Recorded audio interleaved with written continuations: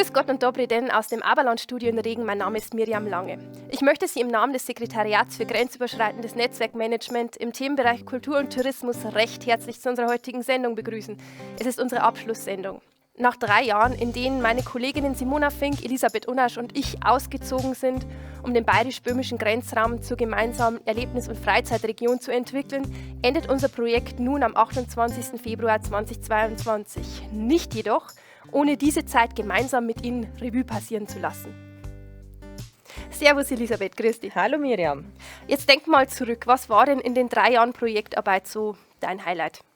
Ich denke, das Highlight und unsere wohl größte Veranstaltung von den Besucherzahlen her und vom medialen Echo sowohl in der Vor- als auch in der Nachberichterstattung war am 9. November 2019 die Gedenkfeier, wenn man so sagen will, zum 30-jährigen Fall des Eisernen Vorhangs. Wir haben das Ganze am Grenzbahnhof in Bayerisch-Eisenstein gefeiert. Ein Bahnhof, der wohl einzigartig ist, denn die Grenze geht direkt durch das Bahnhofsgebäude und das Bahnhofsgelände. An diesem Tag haben zahlreiche Politiker, wie zum Beispiel Manfred Weber, der Mitglied des Europäischen Parlaments ist, oder die Ministerin für Regionalentwicklung in Tschechien, Klára Dostálová, mit hunderten Menschen quasi von Deutschland nach Tschechien eine grenzüberschreitende Menschenkette am Bahnhof gebildet. Das war sehr schön mit anzusehen und mittendrin zu stehen. Bei schlechtem Wetter zwar, ja, aber dafür hat der Punsch umso besser gewärmt. Genau, es war perfektes Novemberwetter, kalt, nass, neblig, aber ja, ich denke, die Laune hat es wieder ausgeglichen. Genau, begleitet wurde die ganze Veranstaltung durch einen bayerisch-böhmischen Handwerkermarkt und natürlich wurde das Ganze auch musikalisch umrahmt. Und ja, als, wie soll man sagen, mediales Highlight war sogar eine Live-Schalte, ich glaube, wenn ich mich recht erinnere, vom ZDF, direkt vom Bahnhof aus zugeschalten. Also das Interesse war sehr groß an dieser Veranstaltung. Ja, was stand touristisch sonst so auf deiner Agenda? Ja, neben, wie bereits an Beispiel erwähnt, der Durchführung von Veranstaltungen, haben wir auch kleinere Veranstaltungen, wie zum Beispiel Genussfeste in Zwiesel veranstaltet, im kulinarischen Schaufenster. Wir haben uns hier die Partner aus Tschechien mit eingeladen, dass die sich präsentieren können. Im Gegenzug waren wir aber auch beim Fest der Regionen in Pilsen vertreten. Also ja, wir haben da einiges an Veranstaltungen auf die Beine stellen können. Als zweiter Punkt war natürlich die Erstellung von Broschüren, natürlich zweisprachig, gehörte zum Aufgabenfeld dazu. Wir haben das Wanderbuch, das Mountainbike-Buch sowie die Freizeitkarte Aberland ins Tschechische übersetzt. Diese ist nun im Onlineshop zu bestellen und auch in den Büros in Pilsen und in Budweis sowie in verschiedenen Touristinformationen abzuholen. Und als komplett neue Broschüre haben wir dann den Genussführer auf den Markt gebracht.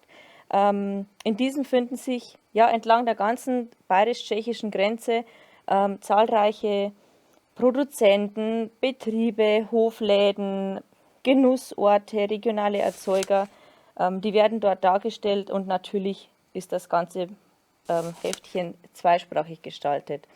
Und als letztes und abschließendes Werk ist die grenzüberschreitende Freizeitkarte entstanden. Auch hier sind am ganzen Grenzraum von Oberfranken über die Oberpfalz bis nach Niederbayern und auf der anderen Seite spiegelgleich von Karlsbad über Pilsen bis nach Südböhmen verschiedene Ausflugstipps und Freizeitaktivitäten abgebildet. Und abschließend werden diese Aktionen natürlich durch den ständigen Austausch mit den Beratungsbüros und mit Leistungsträgern aus dem Kultur- und Tourismusbereich umrahmt.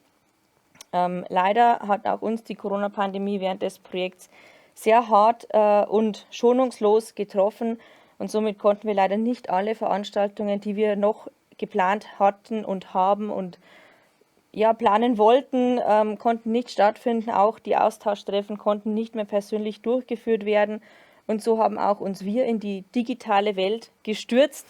Und daraus entstanden sind zum Beispiel Online-Seminare, die wir angeboten haben, natürlich auch wieder zweisprachig und die Sendungen, wie wir sie hier wiederfinden. Und da hoffen wir, dass das sich wenigstens in der Zukunft fortsetzen kann. Vielen Dank, Elisabeth. Gerne. Dann geht es weiter mit der Simona Fink, unserer Kollegin und der unbestrittenen Grenzgängerin des Projekts. Ahoi, Simona. Hallo, grüß dich. Du, Ich weiß, Corona hat uns die Zeit sehr, sehr erschwert. Was ist denn projektseitig aber dennoch möglich gewesen in Tschechien tatsächlich? Also wir haben uns natürlich sehr stark bemüht und da es dann immer wieder dann Phasen dazwischen waren, die dann gezeigt haben, naja, es wird jetzt wahrscheinlich dann besser. Dann haben wir natürlich einiges organisiert, paar Sachen haben wir durchführen können. Also das waren schon einige auch Feste, regionale Feste, haben wir auch mit Maspo Šumaví einige dann durchgeführt, also auch kleinere Veranstaltungen, Pressekonferenzen. Wir haben auch Journalisten hier dann in Bayern gehabt. Aber natürlich nicht so viele Veranstaltungen, die wir uns geplant haben und vorgestellt haben. Aber dennoch habt ihr ja wertvolle Arbeit geleistet in eurem Infozentrum zum Beispiel in Pilsen. Also wir sehen es hier sehr schön im Hintergrund. Das wäre ja quasi, wenn man sich dreht, dann kommt man direkt zu euch. Zum Beispiel habt ihr gerade ein interessantes Freizeitpaket. Ja, genau. Also wir haben wirklich viele Veranstaltungen vermarktet, vor allem die dann auch dann im Außenbereich waren. Also das waren dann teilweise Sachen, die dann zum Beispiel jetzt im Naturpark, Nationalpark und einfach da, wo die Leute sich dann einfach im Freien bewegt haben. Wir haben sehr viele Karten vor Ort gehabt, Radkarten, Wanderkarten, wo dann die Leute wirklich das genutzt haben, weil ich viel Marketing auch im Fernsehen und im Rundfunk und so weiter im tschechischen Medien auch dann gemacht habe und natürlich dann gesagt, wenn es möglich ist und die Grenze waren nur kurze Zeit dann so, wenn die Leute einfach die Maßnahmen eingehalten haben, die dann nötig waren, dass sie zu uns fahren, also auch dann Richtung Bayern und natürlich umgekehrt habe ich die Bayer dann auch dann Richtung Tschechien dann gelockt. Es waren auch dann einige Konzerte zum Beispiel in Pilsen, die stattgefunden haben und regionale Messen, kleine und auch dann die Märkte, also traditionelle Märkte. Also das hat schon dann auch dann unter gewissen Einschränkungen hat stattgefunden. Also das war auch dann positiv. Und wenn heute natürlich dann auch dann die Situation ziemlich schlimm war, jetzt Covid-mäßig, dann war ich sehr stark unterwegs, auch dann für die Betriebe, für die Pendler und jenseits der Grenze einfach informiert, wie das genau zum Beispiel in Region Pilsen, Südböhmen und Westböhmen vor allem dann entlang der Grenze ist und umgekehrt auch dann für die tschechischen Pendler und für die Leute dann, die tagtäglich zu uns fahren müssen, informiert, wie wirklich die Situation ist, aber auch dann landkreismäßig, nicht nur dann zum Beispiel wie immer dann die Informationen überwiegend dann aus Bayern kamen oder allgemein dann deutschlandmäßig, sondern für uns war sehr interessant, wie das tatsächlich hinter der Grenze aussieht und das habe ich einfach sehr stark kommuniziert. Liebe Simona, und ich muss mich natürlich nochmal ganz herzlich für die ganzen Übersetzungen bedanken, die ihr da, du und deine Mädels, für uns angefertigt habt im Laufe der letzten 3 Jahre. Ministerpräsident Markus Söder hat ja gesagt, wie wichtig die bayerisch-böhmische Zusammenarbeit in den letzten Jahren war. Weißt du schon, wie es weitergehen wird in Zukunft?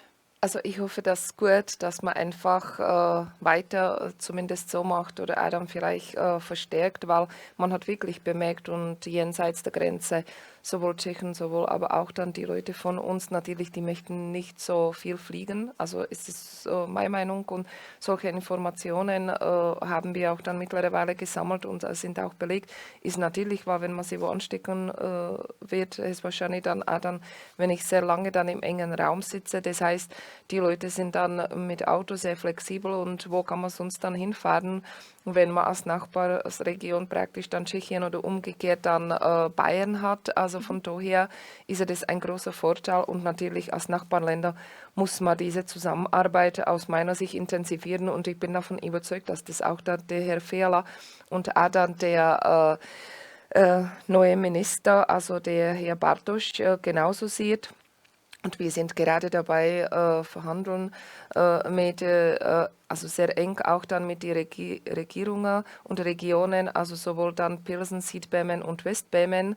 Das sind eben dann diese 3 Regierungsbezirke an der tschechischen Seite, die dann unmittelbar und auch dann in diesem Projekt, also in diese Studie, diese Machbarkeitsstudie einfach sehr stark erwähnt sind. Und mein Fokus oder unser Fokus soll sie im Rahmen dieser grenzüberschreitenden Zusammenarbeit einfach da hinziehen. Und da wünsche ich mich, dass wir einfach unsere Zusammenarbeit intensivieren. Da sind einige sehr schöne Projekte schon geplant, 23, 24, auch dann 25 hinsichtlich sehr große grenzüberschreitende Projekte, die dann auch dann finanzielle Unterstützung bekommen sollen, auch von Regierungen und so weiter.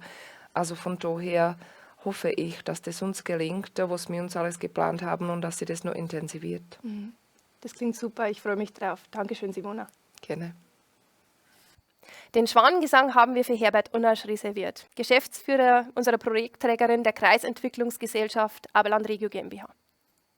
Ja, zum Abschluss dieses Projektes mit dem durchaus vielsagenden Titel Sekretariat für grenzüberschreitendes Netzwerkmanagement im Themenbereich Tourismus und Kultur möchte ich allen Aktiven und Akteuren Danke sagen für diese hervorragende Arbeit in den letzten 3 Jahren. Ich denke, wir haben einen großen Beitrag dazu geleistet, dass wir diese nachbarschaftlichen Beziehungen zu unserem Nachbarland Böhmen, Tschechien intensiviert haben. Wir konnten viel dazu beitragen, dass sich politische Akteure, aber insofern auch tourismuspolitische Akteure, dass sich Kulturschaffende austauschen, dass sie sich gefunden haben. Wir konnten dazu beitragen, dass wir Begegnungen organisiert haben. Ich denke hier auch an dieses Jubiläumsfest zum 30 Jahre Grenzöffnung. Ich denke auch an diese vielen verschiedenen kulinarischen Festivitäten. Also es hat wirklich Spaß gemacht. Ich danke allen, die dazu beigetragen haben, vorerst natürlich auch dem Bayerischen Ministerium für Heimat und Finanzen, dem Tschechischen Ministerium für territoriale Entwicklung und insbesondere auch unseren Projektmitarbeiterinnen, der Frau Fink, der Frau Lange und der Frau Unasch und natürlich allen, die ja auch im Hintergrund mitgewirkt haben. Ich denke, gerade in diesen politisch schwierigen Zeiten, als Corona auch die Grenzen mehr oder weniger aus gesundheitspolitischen Gründen geschlossen wurden, haben wir dazu beigetragen, dass wir mit unseren technischen Möglichkeiten, mit unseren Verbindungen die Kooperation, die Verbindung zu Tschechien aufrechterhalten haben und dass Kultur und Tourismus nicht ganz zum Stillstand gekommen sind. Insofern nochmals vielen Dank an die Protagonisten, an die Akteure.